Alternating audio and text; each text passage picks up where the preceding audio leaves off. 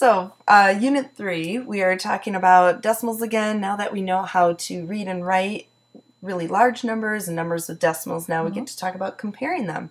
So, learning goal number 3 is I can compare decimals to the thousandth. So, first of all, just to wrap our brains around where these numbers and place values are, one way to think about it is that we have this symmetry around the ones, or they're really similar. So we have our ones in our decimal, but then surrounding that, now the numbers are similar. So we have our tens and our tenths, and then our hundreds and our hundredths, thousands and thousandths, and 10,000s and 10,000ths. And it would keep going on and on, just like that. So it's just a way to help you remember place value after the decimal especially.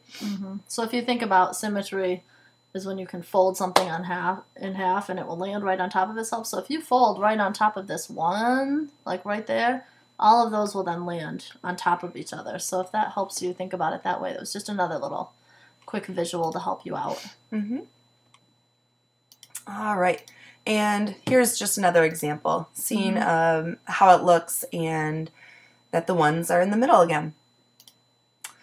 Now, one thing to think about though when you're comparing numbers and decimals is you need to look at the number to the left first. So anything, like when you're comparing two numbers, then always want to look at your numbers to the left first. So for example, we have 456 definitely greater than 123 because in our hundreds place value, a 4 is definitely larger than a 1. Yep. All right, so now we're going to show you a couple of examples. So in this case, we're looking at two numbers and we're going to compare them with the greater than, less than, and I know you guys are big bad 5th graders, but if it helps you to remember the little alligator eats the bigger number, then just remember it that way. Honestly, I still think about it that way too. Me too. It's okay. So if we're looking at these numbers, and again, there's 323 here, 223 here, we want to look all the way to the left-hand side. We know we both have or they both have hundreds is as big as it goes. So I'm going to be looking at the hundreds place. So in this case, the 300 is bigger than the 200. So 323 and 12 hundredths is larger than 223 and 12 hundredths. So again, we're looking at the first part. Now, sometimes the first number is the same. So I like to think of it if you are putting words in alphabetical order, which I know you guys worked on in 1st grade, 2nd grade, 3rd grade. You know how to do that. If you have two words that start with the same letter, then you know you have to move on to the next letter. Well, it's the same thing here. If you have a number that starts like these ones start with 3, both of them have 300. You have to move on to the next place value. So we move on to the 4s. Well, that's still the same. And we move on to the 1s place. It's still the same. Decimal. Move on over to the tenths. In this case, we finally have something different. In this one, we have a 1. This one, we have a 2. So which number's bigger? 2. So 344 and 23 hundredths is larger. So again, like these ones are identical until you get there. So you just look at the part where it becomes something different. And then the last example, we have both of these, and again, we're looking at them. The 7s, we start at the hundreds, are the same. The 6s are the same. So we just keep moving over. 6 is the same, decimal.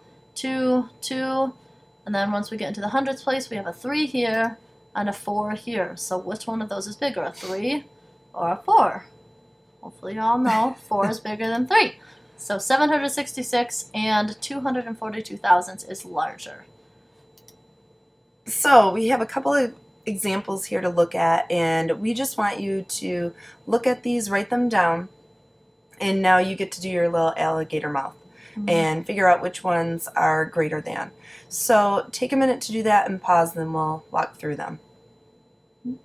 All right, looking here, oh, I think we're just going to show you the answers and then walk through them. Yep. So, voila. I love these special effects. So just see how you did. Looking here, once again, before the decimal we have a 7 and a 7. But now we have our decimal, and we have a 0 here. That is definitely smaller than a 4. So 7 and 4 tenths is greater than in this case. Now I'm going to go across here, and once again, you have to look at the left first. We have a 0 before the decimal, 0 again before the decimal. Now looking here, once again, a 0 and a 0, all the same. But now we have a 4 compared to a 1. So I'm looking here, and 4 hundredths is going to be greater than 1 hundredth. Takes me a minute too, but I sounded smarter than saying 0.04. It sure does. So now we're looking at our next problem here. 15 again is similar before the decimal, so I have to look step by step. Now I have a 0 after the decimal here compared to a 7, so 15 and 7/10 is going to be greater than. And it's really easy to want to, I've noticed in the past, just because there's more numbers here, kids want to say it's bigger. And that's not the case here. If you go step by step, this is 0, this is 7, this is still smaller, even though there's more digits. So make sure that you go, one place value at a time to really be able to compare them the right way. Very true. Now looking here too at our last one, we have 6 again the same before the decimal. And then we have a 3. Now one thing that we wanted to point out too is looking here, we don't have anything here. So we have to think about, well, as a placeholder, we can put a 0 here. I wish I could actually put a 0 there. But so yes. So really this could be 6 and 30 hundredths compared to 6 and 37 hundredths. So of course this one is going to be just a little bit bigger. Tiny little bit. Now we have some problems for you, and you can number them right in your math journal, and you're going to compare these numbers. For 1, put your little alligator mouth or greater than less than symbol. For 2, 3, and 4. So pause that, write those all down, fill in the greater than, less than, and come back. So now we're going to look at comparing numbers from least to greatest when we have a number of them. So here we have to look at all these different numbers and think to yourself, where do I start? We can start looking at before our decimal. And in this case, we have some zeros, we have a 15. We can start lining up our decimals, and it might help you to do something like this, so you can actually see, okay, I have this 15 here. Ooh, I have this 1 here, and sort of get those out of the way. Right away I see that this 15 and 5/10 is the largest.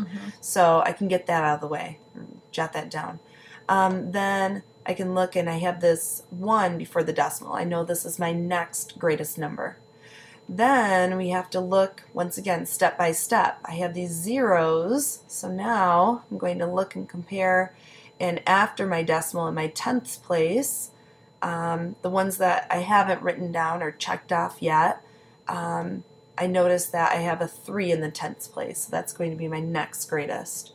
Then looking, and I have hundredths here. 3 is my next greatest, or smallest, next greatest, and then we have my 7 here, my thousandth, so that definitely has to be my smallest. Well, you notice we went from biggest to smallest, greatest to least. We pulled out the biggest one first because that was easiest to see.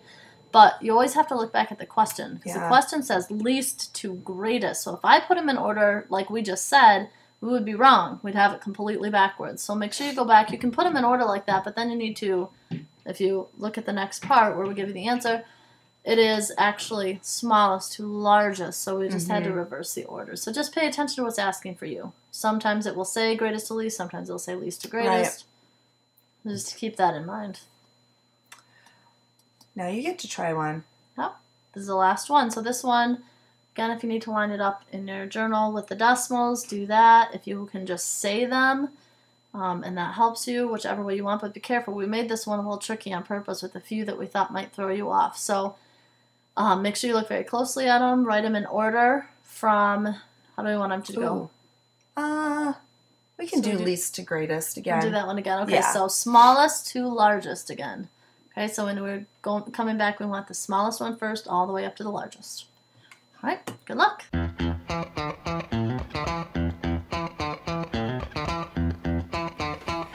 Yeah.